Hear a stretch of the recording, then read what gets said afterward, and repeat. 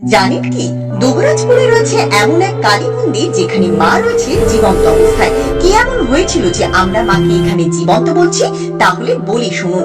এই মন্দিরের পুরোহিত মাকে যখন পুজো করছিলেন তখন বিশাল আকৃতির এক পাগলি মেয়ে মন্দিরে এসে পুরোহিতের পেছনে দাঁড়িয়ে পড়ে। তখন পুরোহিত মশাইয়ের প্রাণ আর নেই বললেই চলে। তিনি রীতিমতো স্তব্ধ হয়ে যান। কিছুক্ষণ পর সাহস করে পেছনে তাকিয়ে দেখেন বিশাল লম্বা আকৃতির একটি পাগলি মেয়ে দাঁড়িয়ে আছে এবং প্রসাদ চাইছে। প্রসাদ দিতে না দিতে পেছন ফিরে তাকাতেই আর দেখতে পান না সেই পাগলি মেয়েটিকে।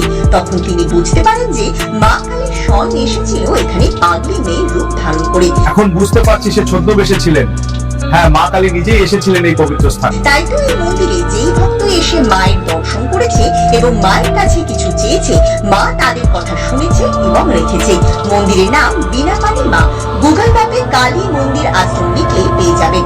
দুবরাজপুর রেল স্টেশনে 2 নম্বর গেট দিয়ে বেরিয়ে পায়ে হেঁটে বা টোটো করে সহজেই চলে আসতে পারেন এই মন্দিরে। মন্দিরের পুরোহিতের নাম শিশির মণ্ডল। ভিডিওটি ভালো লাগলে শেয়ার করুন ও চ্যানেলটি সাবস্ক্রাইব করুন।